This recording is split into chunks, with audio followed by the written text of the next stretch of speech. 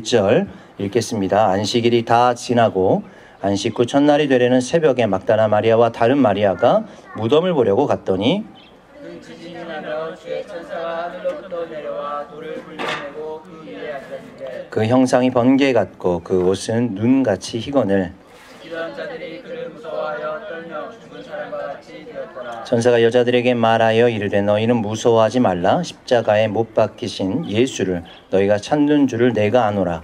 그가 여기 있지 않고 그가 말씀하신 대로 살아나시리라. 어서 그가 누우셨던 곳을 보라. 또 빨리 가서 그의 제자들에게 이르되 그가 죽은 자 가운데서 살아나셨고 너희보다 먼저 갈릴리로 가시나니 거기서 너희가 배우리라 하라. 보라 내가 너희에게 일렀느니라 하거늘. 그 여자들이 무서움과 큰 기쁨으로 빨리 무덤을 떠나 제자들에게 알리려고 다름질하였어요. 예수께서 그들을 만나 이르시되 평안하냐 하시거늘 이에 여자들이 나아가 그 발을 붙잡고 경배하니 이에 예수께서 이르시되 무서워하지 말라. 가서 내 형제들에게 갈릴리로 가라 하라. 거기서 나를 보리라 하시니라. 아멘. 네, 오늘 이미 다 이곳에 한 번씩은 와 보셨겠지만 우리가 와 있는 곳이 이제 가든툼입니다. 사실 순례팀들이나 예배팀들이 오면 주로 이제 예수님의 무덤을 방문하기 위해서 가는 곳은 올드시드니에 있는 이제 무덤교회를 많이 가죠. 사실 오늘 이 자리에서 어디가 진짜냐의 논쟁을 하려고는 하는 건 아니고요. 그런데 개인적으로 저에게는 주님의 어떤 이 십자가 사건과 또 부활을 묵상하기에는 저는 이스라엘 땅에서 이곳만큼 또 특별한 곳이 있을까라는 생각을 합니다. 특별히 오늘 우리가 이제 와 있는 이 장소에 주님께서 십자가에 달리시고 또 이곳에서 부활하시고 우리에게 이 부활의 능력을 선포하신 이 장소라는 의미를 우리가 갖고 함께 오늘 같이 예배를 나누도록 하겠습니다. 그래서 오늘 우리가 이제 그 현장에 서 있는 우리에게 부활 후 예수님께서 우리에게 원하셨던 그 원띵 바로 그 정말 주님 앞에 집중해야 되는 그 메시지는 무엇인가라고 하는 것을 함께 나누고자 합니다. 여러분 근데 이제 주님의 십자가 사건 그리고 주님의 부활이 있고 난 다음에 대체 무엇이 변했을까요? 쉽게 얘기하면 세상이 변했을까요? 아니면 예수를 믿는 자들이 변했을까요? 사실 세상은 변하진 않았습니다. 지금 예수님의 부활 사건이 있고 난 다음에 여전히 세상은 예수님을 죽이려고 했고 여전히 거짓이 있었고 예수님을 부정하고 핍박하고 세상 우리를 또 유혹하는 수많은 일들이 예수님 시대 이후로부터 지금까지도 있어 온 거죠. 이건 변하지 않은 거예요. 그런데 무엇이 변했냐면 교회들이 변하고 있었죠. 그리고 예수 믿는 사람들이 매일매일마다 영적으로 새로운 거듭남을 통해서 새로운 그리스도인 되고자 하는 그 부활의 능력을 매일매일마다 고백하며 살았던 것으로 본다면 예수님의 부활 이후에 변해야 되는 것은 세상이 아니라 사실은 교회와 예수님 믿는 부활의 그 능력을 믿는 우리가 매일마다 변하고 있다라고 하는 것입니다. 그래서 사실 요즘은요 그렇게 생각이 들어요. 지금 이 시대에도 우리가 세상을 향해서 왜 교회를 핍박하느냐라고 우리가 지금 반문하는 것은 사실 의미가 없죠. 왜냐하면 예수님 시대 이후로 지금까지 세상은 우리를 핍박해 왔습니다. 교회를 핍박해 왔고 여전히 우리를 부정하고 있는 거죠. 근데 원래 이제 그랬기 때문에 그런 건데, 근데 문제는 세상이 우리를 향해서 너희 교회는 왜 그렇냐라고 이야기를 한다면 이건 좀 문제가 있죠. 왜냐하면 지금까지 이게 기독교의 역사를 통해 보면 사실 이런 자각은 교회 내에서 일어났던 거죠. 세상이 우리한테 이야기하기 전에 교회가 이미 그것을 각성하고 교회가 이러면 안 된다. 그리스도인들이 이러면 안 된다라고 하는 각성들이 일어나 지금까지 어떤 종교개혁이든 어떤 수많은 그런 이 변화들이 개혁들이 일어났는데 지금 이 시대에는 안타깝게도 세상이 우리를 향해서 교회를 향해서 너희는 왜 변하지 않느냐라고 지금 묻고 있다는 거죠. 그러니까 오늘 지금 이 예수님의 부활 이후에 어떤 변화에 대해서 이야기할 때는 우리 외에 세상에 대한 변화를 이야기하기 이전에 주님께서도 분명히 예수님을 믿고 고백하는 우리들에게 어떤 변화를 요구하시는지를 오늘 메시지를 통해 잠깐 나누고자 합니다. 그런 차원에서 이제 첫 번째 예수님의 부활 이후에 변화가 있었다면 땅의 변화가 있었습니다. 오늘 본문의 1절에 보면 안식일이 다 지나고 안식 후에 첫날이 되려는 새벽에 막달라 마리아와 다른 마리아가 무덤을 보려고 갔더니 그 2절에 보면 이제 이 땅에 뭐가 있었냐면 지진이 있었죠. 예수님의 부활을 첫 번째로 부활의 증거를 선포한 것이 사실상 사람들도 아니고 어떤 사람들에 의해서 이 부활에 대한 증거가 드러나는 것이 아니라 땅이 진동을 했다. 닫혔던 것들이 열렸다. 오늘 그 바로 현장이 뒤편에 보이잖아요. 오늘 가보니까 이제 돌이 없죠. 물에 돌이 옆쪽에 세워져 있긴 한데, 그러니까 첫 번째 변화는 뭐냐면 땅의 변화, 땅이 진동했다는 거죠. 땅의 어떤 플랫폼, 땅의 어떤 그 기반 자체가 흔들려서, 우리가 지금 사실 서 있는 이 땅은 그 땅이지만 예수님 시대의 어떤 지각 변동에 의해서 새로운 땅의 모습을 보게 되었다라고 하는 것이 예수님 부활 이후의 첫 번째 변화라고 이야기를 합니다. 또 한 가지 변화가 있다면 돌의 변화가 생겼습니다. 여러분 지금 이제 우리가 있는 곳이 사실 이제 무덤이잖아요. 근데 우리가 이제 고대 시대 요 주변 지역이 사실 뭐가 있냐면 그 채석장이 있었습니다. 우리 이제 여기 바로 바깥에 나가면 다마스커스 게이트하고 이제 헤롯 게이트 사이에 저희가 지금 위치해 있는데 바로 그 사이 바로 앞에 뭐가 있냐면 시드기야 이 동굴이 있죠. 혹시 가보신 분들은 있을지 모르겠는데 거기가 굉장히 특별한 곳이에요. 가보면 엄청난 축구장 크기만한 이 채석장이 파여져서 있는 동굴들이 있어요. 그러니까 아마 성경적으로 보면 이 남유다의 마지막 왕이었던 시드기야가 이제 바벨론 왕으로부터 도망치면서 그곳에 숨어 있었던 동굴이라고 이야기를 하고 거기를 통해서 여리고로 이제 도망을 갔다라고 하는 그 장소이기도 한데 또 다른 의미에서는 바로 거기가 솔로몬의 채석장이라고 이야기를 하죠. 그러니까 쉽게 얘기하면 성전을 지을 때에 가장 많은 돌을 채굴해서 채석해서 성전을 말 때 사용했던 장소가 어디냐 바로 요 지역이었다는 겁니다. 근데 여러분 채석장을 만약에 간다고 하면 요즘 우리 여기도 이제 남쪽에 뭐 베들레헴이나 이런 헤브론 쪽에 가보면 채석장 많거든요. 채석장에 가보면 뭘 많이 볼 수 있냐면 당연히 돌일 텐데 쓰다 남은 돌들이 많아요. 그러니까 소위 깎아내서 좋은 돌들 다 가져갔죠. 근데 이제 좋은 돌 외에 잘려 남은 나머지 부스러기 돌들이 이제 그 삼초편에 엄청나게 쌓여 있습니다. 그러면 여러분 그런 짱돌이나 이런 돌들을 구하기 가장 좋은 곳이 어디였을까요? 당연히 채석장이었겠죠. 자, 그렇게 본다면 유대인들은 이 돌들을 가지고 뭘 사용을 했을까요? 돌 던지기를 했겠죠. 여러분 성경에 돌 던지는 장소가 어디였을까요? 종교 재판하는 곳입니다. 여러분 지금 이 장소는 소위 얘기하는 유대인들에게는 종교적인 율법으로 해서 부정한 자들, 우리가 뭐 서로 가늠한 여인이라든가 뭐 성경에 그런 것들이 많이 나오죠. 그러니까 그런 어떤 장소에서 사람들이 모여서 돌을 던져서 이 종교적 재판을 하는 심판을 하는 장소가 어디였냐면 바로 지금 이 장소였다라고 이야기를 하죠. 여러분 로마인들에게는 우리가 지금 이곳이 이제 예수님의 십자가 사건이 있었던 곳이라고 볼 때에 바로 이 로마인들에게 반하는 십자가형 그들의 나름대로의 이 재판을 하는 장소가 바로 이 동일한 장소였다는 거죠. 그러니까 여기에 있어서 유대인들이나 아니면 그 당시의 이미지는 그냥 버려진 돌들과 더불어 또 하나의 심판과 또 죽음과 두려움과 그리고 이 공개 재판하는 곳이었어요. 여러분 바로 이 옆자리가 뭐냐면 우리 시외버스 터미널이잖아요. 근데 여기가 이제 세워진 이유도 고대 시대에서부터 이 장소가 여기 예루살렘에서부터 여리고까지 연결하는 시작과 끝입니다. 그러니까 여기서부터 모든 아랍버스들이 지금도 시작해서 이제 모든 차들이 모이는 곳이기도 하지만 고대 시대에도 여기가 바로 예루살렘의 어디 이제 외곽으로 나가기 위해서는 뭐 나귀를 타든지 아니면 이제 길을 통해서 동행을 하든지 간에 시작 장소가 어디냐 바로 이 장소였다는 거죠.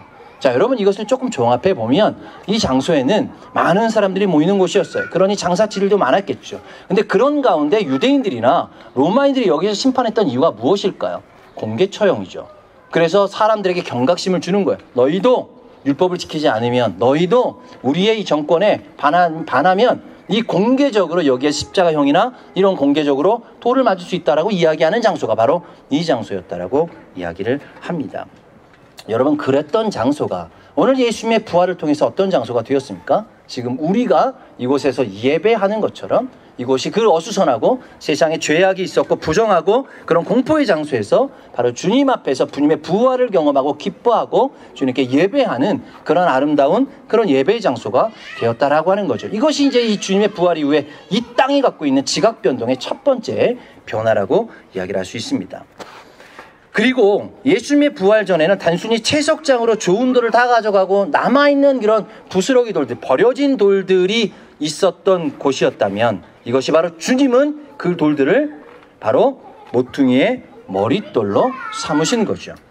여러분 예수님께서 시편 118편을 인용하셔서 우리 마태복음 21장 42절 이렇게 이야기를 하시죠. 예수께서 가라사대 너희는 성경의 건축자의 버린 돌이 모퉁이의 머릿돌이 되었나니 이것이 주로 말미암아 되는 것이라.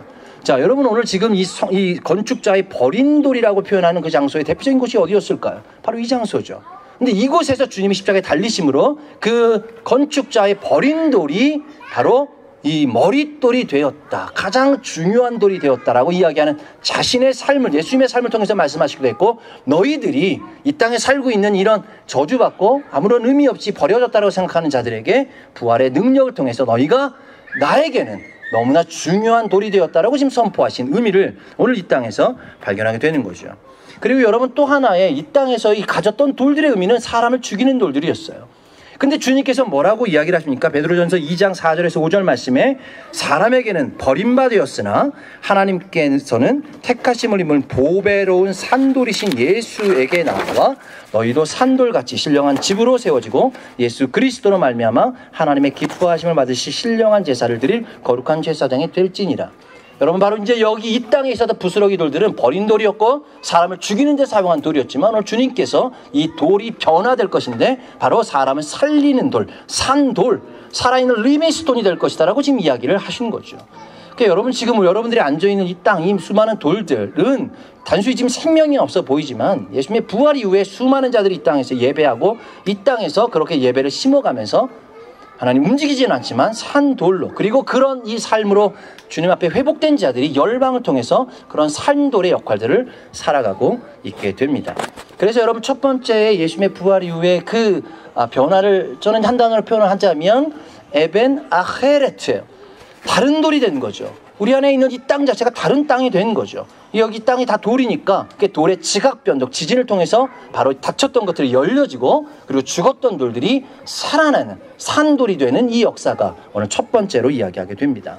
그래서 여러분 저는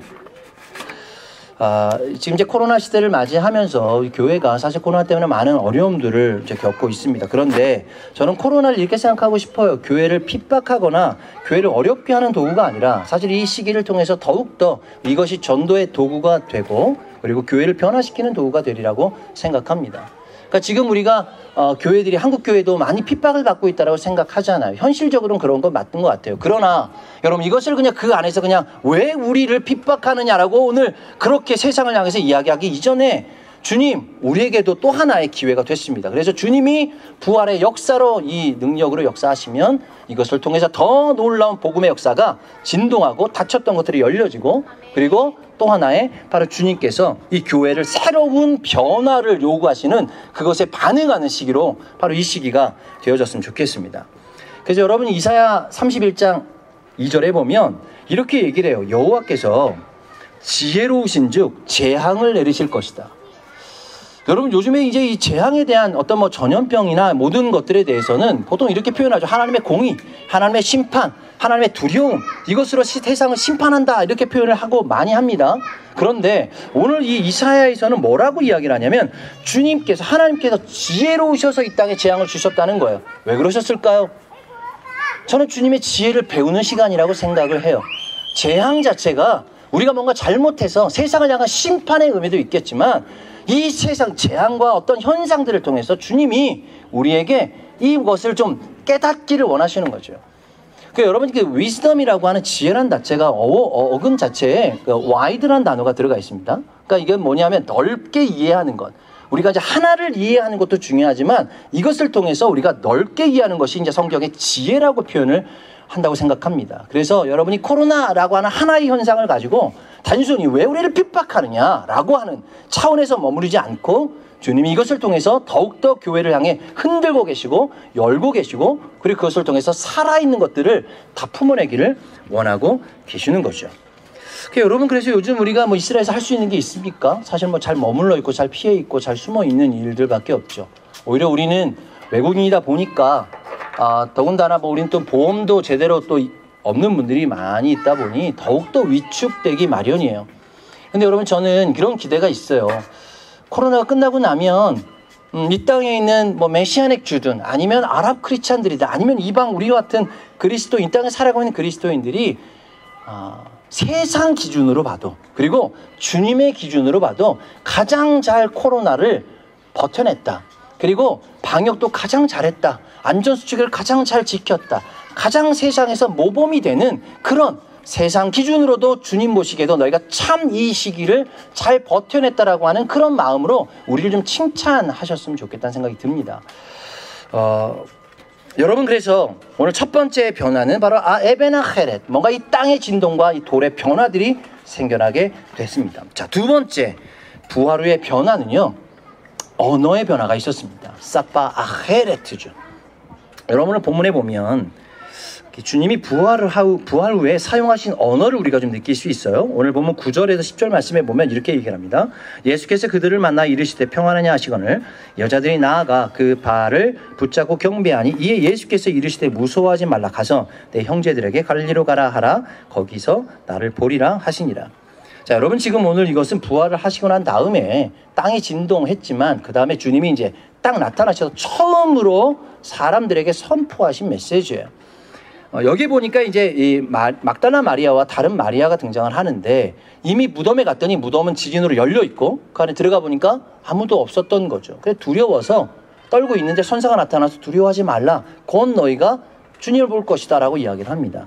그때에 그 두려움과 기쁨으로 뛰쳐나가서 이것을 이제 다른 사람들에게 이야기하려고 갈 때에 주님이 이 여인들을 만나주신 거예요. 자, 여러분, 만약에 지금 여기에 있는 동굴이 주님의 무덤이라면 지금 들어갔다가 지금 여인들이 이제 두렵고 그렇지만 한편으로는 또 주님이 부활하신 것에 대한 기쁨으로 뛰쳐나와서 달려가는 중에 아마도 여기 어딘가에서 주님을 지금 만나고 있다는 거죠. 자, 그때에 주님이 첫 번째로 뭐라고 하셨냐면 평안하냐. 뭐 너무 심플하죠. 샬롬을 선포하셨어요. 그리고 난 다음에 뭐라고 이야기를 하면 너희가 제자들에게 가서 전하기를 갈릴리로 가서 나를 기다려라. 근데 여러분, 오늘 이 말씀에 보면 이 제자들을 향해서 뭐라고 이야기를 하셨냐면 나의 형제들이라고 이야기를 하셨어요. 그러니까 이렇게 얘기하시지 않은 거예요. 나의 제자들에게 가서 너가 지금 갈릴리로 가서 날 기다려라 이렇게 얘기하지 않고 나의 형제들에게 가서. 예수님의 언어의 변화가 생겼죠. 어떤 변화가 생겼습니까? 제자들을 나의 형제라고 부르셨어요. 이것은 무슨 얘기일까요? 여러분, 제자는요 가르치는 대상이에요. 그러나 형제는 어떤 의미죠? 나의 몸의 일부가 되었다는 거죠. 나의 가족이 되었다는 거죠. 예수님의 언어가 바뀌셨어요. 예수님의 이 부활 이후에 바뀌셨던 언어의 이 관점은 샬롬의 언어가 바뀌셨죠. 물론 그전에도 샬롬을 선포하셨지만 그 샬롬을 이 땅에서 여러분 주님 부활하시고 난 다음에 40일을 이 땅에 머무셨습니다. 그런데 주님의 그 부활의 능력과 부활의 기적과 부활의 생명을 또 부활의 권세를 본디오 빌라도를 찾아가서 사적인 원수를 갚는 데 사용하지 않으셨습니다. 그리고 헤롯에게 찾아가서 복수를 하는데 그 언어를 사용하지 않으신 거예요. 충분히 그럴 수도 있잖아요. 찾아가서 야 봐라 나 부활한 거 너희 말한 거 거짓인 거 다 제사장 찾아가서 얘기할 수도 있지만 주님은 그 마지막 부활 이후에 그 사건의 그 시간들을 그런 사적인 원수를 갖거나 저주하는 데 사용하지 않으시고 샬롬을 선포하시고 그리고 그렇게 그냥 어찌 보면 아무짝에도 쓸모없는 제자들 자신을 다 배반하고 도망갔던 그 제자들을 다시 한번 그들에게 부르시고 너희가 나의 형제고 가족이라고 하는 이 샬롬의 언어로 그들을 부르시는 장면으로 그 언어를 사용하고 있다는 거죠.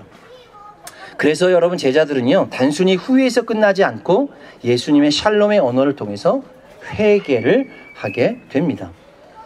저는 그렇게 생각을 해요. 내가 나를 후회하면 후회로 끝나죠. 그러나 내가 주님에 비춰서 주님의 어떤 이 부활의 능력을 비춰서 후회를 하면 회개가 나옵니다. 여러분 세상은요 후회를 많이 합니다. 근데 후회에서 끝나면 어떤 일이 있을까요? 많은 사람들이 스스로 목숨을 끊죠.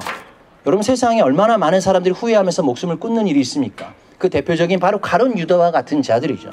여러분 예수님의 제자도 후회했어요? 가룟 유다 후회했죠. 그런데 결론은 뭐가 다릅니까? 예수님의 제자들은 예수님에 빗대어서 자신을 회개했던 거죠. 그렇기 때문에 여전히 똑같은 죄인들이지만 별반 뭐가 다르겠습니까? 뭐 가룟 유다나 뭐 제자들이나 얼마나 뭐 죄에 대해 차이가 있었겠습니까? 다 똑같은 죄임에도 불구하고 그들의 그 결론의 차이가 있었던 이유는 예수님의 그 이 샬롬의 언어에 어떻게 반응하고 그들은 주님 앞에 회개하고 그 후회에서 끝나지 않고 회개하고 나왔다는 것이죠. 그래서 여러분 요즘 참 세상을 보면서 안타까운 것이요 세상보다 교회가 더 심한 언어를 쓰고 있다는 거예요. 세상을 향해서 더 심각한 언어를 쓰고 있어요. 저주를 이야기하고 있고, 이것이 얼마나 정당화될 수 있는지 모르겠지만 안타깝게도 우리가 교회가 예수님의 부활을 믿는 자들이 세상은 여전히 똑같이 우리를 향해 비판하고 비난하고 있을 때 우리도 똑같이 비난의 언어나 그런 저주의 언어가 아니라 오늘 지금 예수님께서 부활 이후에 선포하신 바로 샬롬의 언어, 그리고 생명의 언어, 살리는 언어들을 우리가 더 품어내서 그것을 좀 감쌀 수 있고 품을 수 있는, 그래서 그들이 그 세상 사람들이 후회에서 끝나지 않고 주님의 그 말씀을 통해서 회개가 일어나는 이 일들을 우리 교회가 먼저 시작해야 될 것입니다. 그래서 여러분이 예루살렘 교회 안에 이런 어떤 샬롬의 언어가 다시 한번 회복되길 소망합니다. 그래서 이 코로나 시기에 우리가 서로 대면하지 못하지만 이 대면하지 못할 때 서로를 더욱더 좀 격려하고 서로를 더욱더 좀 사랑하고 더 사랑의 표현들을 그렇게 해서 이것이 죽었던 우리의 마음 가운데 살리는 언어가 되기를 소망합니다. 마지막으로 여러분, 이 주님의 부활이 있고 난 다음에 마지막 변화가 있었는데 그 변화가 뭐냐면 모습의 변화가 있었습니다. 여러분, 예수님께서 이 마가복음 16장에 보면 엠마오 사건을 우리가 너무나 잘 아시죠? 근데 엠마오에 내려가는 두 제자들이 예수님과 함께 내려감에도 불구하고 그분이 예수님인 줄 알아보지 못했습니다. 근데 그 알아보지 못한 이유에 대해서 누가복음 24장에는 이렇게 얘기를 합니다. 저희가 눈이 가리워져서 그가 그인 줄 알아보지 못했다라고 이야기를 하고, 마가복음 16장에 보면 예수님께서 다른 모양으로 저희에게 나타나셔서 그들이 예수님인 줄 몰랐다라고 이야기를 합니다. 그러니까 제가 생각할 때는 이래요. 예수님의 부활 이후에 또 지금 우리 살아가고 있는 이 시대에 점점 세상의 끝을 가고 있을 때 일어난 현상, 두 가지 현상이 있는데, 하나는 눈이 가리워지는 거죠. 그리고 또 하나는 예수님의 모습이 우리의 기대와 다른 모습을 요구하고 있다는 것입니다. 데못 아헤레트라고 이야기를 합니다. 여러분, 그렇기 때문에 우리가 주님이 지금 오늘 지금 다른 모양이라고 하는 another form이라고 하는 이 의미를 저는 another form이 아니라 플랫폼이라고 이해를 했어요. 우리 예루살렘 교회가 앞으로 이제 가져야 되는 이 변화, 세상도 변하고 있는데 우리가 변하지 말아야 될 근본, 기본적인 우리 복음의 진리 앞에서 우리의 이 모양과 세상을 우리가 더 이해하고 또 세상을 품을 수 있는 그 이 모양들을 가져야 된다라고 생각을 합니다. 그래서 주님이 우리에게 원하시는 새 가죽 부대와 새 옷과 또 새 그 기름 부으심이 우리 안에 있도록 이것에 민감하게 반응하는 것이 바로 주님의 부활 이후에 주님이 우리 안에 요구하셨던 그런 모습일 것입니다. 여러분, 최근에 어떤 기사에 보니까 이렇게 써 있더라고요. 최근 교회 성장 컨설팅 전문가인 톰 레이너 박사가 본인의 그 글 가운데 이렇게 얘기를 했어요. 앞으로 1년 후에 교회에 일어날 변화 5가지라고 하는 제목으로 썼는데, 이 5가지가 굉장히 심플한데요. 저희한테는 굉장히 와닿는 이야기 같아요. 첫 번째가 뭐냐면 팬데믹 이전 교회 출석자 가운데 최소 20%가 교회로 돌아오지 않을 것이다. 뭐 교회마다 이제 숫자가 좀 다를 수 있지만 이제 비대면 예배를 드리다 보니까 이제 비대면 예배를 더 선호하게 됐다는 거죠. 비대면 예배를 선호하는 이 사람들 가운데는 이제 대면 예배로 전환되었어도 그것을 원하지 않고 결국은 그렇게 하다가 결국은 교회를 나오지 않는 일까지 일어날 것이다. 이게 이제 퍼센테이지 차이가 있겠지만 어쨌든 상당수 많은 부분이 이렇게 변환이 될 것이다라고 이야기를 합니다. 저도 지금 우리가 이제 비대면 예배를, 온라인 예배를 드리고 있지만 이것이 우리의 해결책은 아니라고 생각해요. 임시적인 방편이고 그 안에 어떻게 우리가 잘 이것을 이제 사용하느냐의 문제가 되죠. 여러분, 비대면을 하다 보면 어떤 현상이 일어나는 줄 아세요? 주님과 비대면 하다 보면 대면해져요.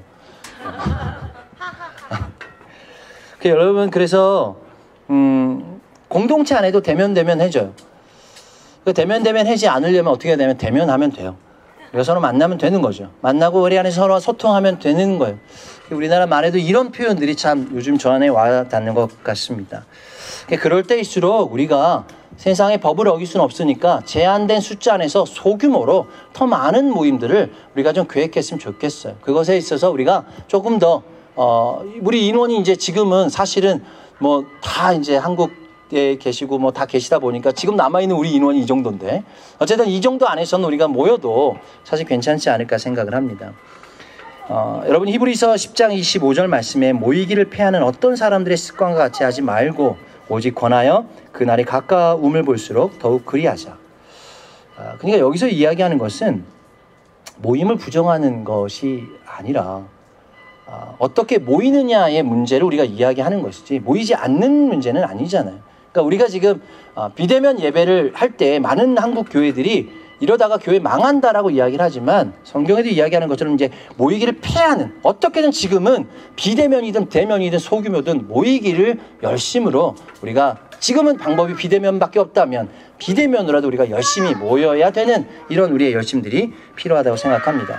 그래서 여러분, 최근에 저희가 이제 계속적으로 우리가 기도 제목 나누고 있는 가운데 우리 한의 동아리 사역들을 시작하면서 앞으로 유대인들 이제 가정들, 또 유대인들의 이 소그룹 모임들을 이제 9월 초부터 대면으로 우리 이제 정해진 제한되어 있는 사람들 안에서 대면해서 이제 2주에 한 번씩 정기적인 모임들을 갖기로 결정을 했습니다. 그래서 이제 스케줄도 이제 잡고 또 사람들도 이제 정해지고 있는데, 이것들에 있어서 더 많은 또 관심과 또 여러분들의 같은 또 협조와 또 협력이 같이 또 중보가 필요합니다. 그래서 이것들을 좀 우리가 전체적으로 한번 나눌 건데, 그런 것들을 위해서 함께 우리가 좀 더 대면할 수 있는, 제안 안에서 대면할 수 있는 일들이 일어나면 좋을 것 같습니다. 두 번째로는 최근 역사상 어느 때보다 앞으로 12개월 동안 더 많은 목회자들이 목회직을 내려놓을 것이다. 뭐 당연한 이야기겠죠. 근데 이걸 바꿔 얘기하면 저는 이렇게 느껴져요. 역사상 어느 때보다 선교사들이 선교를 포기하게 될 것이다. 이것들을 보게 되잖아요. 지금 한국의 사역지에서 다 지금 여러 사정에 의해서 다 지금 한국에 머물러 있는 많은 선교사님들이 계시죠. 근데 결국은 이 코로나가 지나고 난 다음에 다시 선교지에 들어갈 수 없는 상황들을 직면하는 분들이 많아질 거라는 거죠. 여러분, 그렇게 된다면 바꿔 얘기하면 이 말은 한 사람의 선교사의 사역적 책임감이 더 커졌다는 거예요. 여기에 지금 현재 우리가 버티고 살아남고 있는 우리 안의 부담감이 더 커졌다라고 하는 의미로 저는 다가오고 있습니다. 또 하나는, 세 번째는 교회는 개종 성장을 새롭게 강조할 것이다. 이 얘기가 뭐냐면 지금까지는 수평적 이동이 많았다는 거예요. 교회가 성장했다라고 할 때, 어떤 교회가 성장했다라고 할 때 예수 믿지 않는 사람을 복음 전도해서 이렇게 성장한 것이 아니라 여기에는 목사님 말씀이 좋대더라라고 해서 수평적 이동을 많이 했다는 거죠. 그러나 이 상황을 통해서 우리가 다시 한번 이제는 수직적 성장, 그러니까 사람들을 진짜 만나서 이 세상 안에서 교회를 부정하고 있는 그런 부정적 이미지를 갖고 있는 자들을 향해 더욱더 부담감을 갖고 복음을 전해야 되는 그 부담감들이 더 커졌다라고 하는 것이 세 번째 이야기를 하고 있습니다. 그리고 이제 네 번째로 이야기하는 것은, 교회는 이제 오히려 더 많은 교회를 시작할 것이다. 숫자적으로는. 그러나 소규모가 될 것이다. 그러니까 대형 교회들이 이제 좀 그것이 분산되어져서 오히려 교회를 시작할 때에 뭐 만약에 이제 온라인 교회를 시작한다라고 하면 뭐 굳이 건물이 필요하지 않아도 되잖아요. 뭐 많은 어떤 개척 작업이 필요하지 않기 때문에 오히려 이것을 통해서 사역의 어떤 작은 소규모의 사역 단체들과 또 교회들이 시작할 수 있는 이 기반이 되었다라고 이야기를 합니다. 마지막 다섯 번째로 이야기하는 것은 교회 입양과 교회 위탁이라고 하는 두 가지 운동이 빠르게 성장할 것이다. 그래서 앞으로 몇 달 안에 도움이 절실히 필요한 교회가 더 많아질 것이다. 그러니까 이제 쉽게 얘기하면 목회자가 많이 사라지기 때문에 정말 교회의 도움이, 실제적인 재정적 도움이든 아니면 누군가 사역자의 도움이 필요한 교회들이 실제적으로 이제 굉장히 많이 생길 거라는 거죠. 그래서 여러분이 교회에 대한 입양이 필요하다는 거예요. 교회는 세상 입양할 수 없잖아요. 그러니까 이단이 가끔 이제 교회를 다 내놓으면 누가 다 삽니까? 교회 건물은 다 이단들이나 뭐 이런 데 경매에 나온 것들을 사고, 너무 안타까운 현상이죠. 그렇다면 지금 이 어려움에 처해 있는 교회들은 결국은 교회가 입양하고 또 그 교회들이 그것들을 정말 믿음으로 위탁해서 함께 더불어 살아갈 수 있도록 살아가야 되는 때가 왔다라고 보는 거죠. 여러분, 저는요 지금 이 다섯 가지를 이야기할 때 이것이 굉장히 규모가 크거나 재정이 많이 필요해야 되는 일들일 수 있지만 지금 이 이스라엘 땅에서 예루살렘 교회가 해야 되는 사명이라고 생각합니다.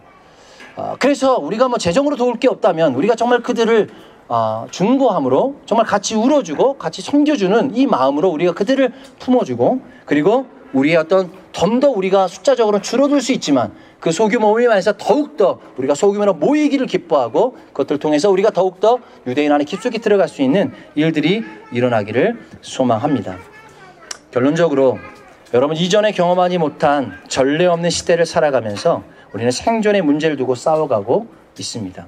이때 주님의 부활을 경험하고 주님의 능력과 부활의 기적을 믿는 우리는 이 변화 안에서 두려워하지 말고 그리고 주님이 사용하신 그 새로운 언어, 그 살리는 언어, 그 샬롬의 언어와 그리고 우리 사유로운 모양을 우리가 취하고 그것 안에서 바로 이 땅을 품고 이 땅의 사람들을 품어서 결국은 이 땅이 정말 주님 안에서 새로운 변화의 시기들을 경험하는 그 바로 포스트 코로나의 새로운 하나님의 그 물결들을 우리가 타고 그것들을 반응하는 그런 교회가 되기를 소망합니다.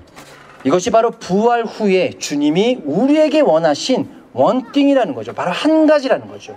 여러분들 한 가지, 원띵이라는 의미는 사실 한 가지라는 의미도 있겠지만 하나 되는 것을 원하시는 거예요.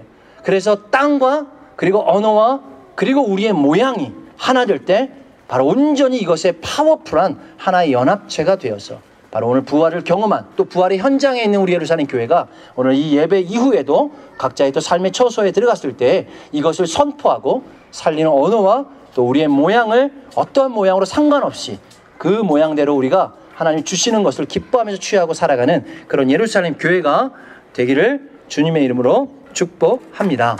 아멘.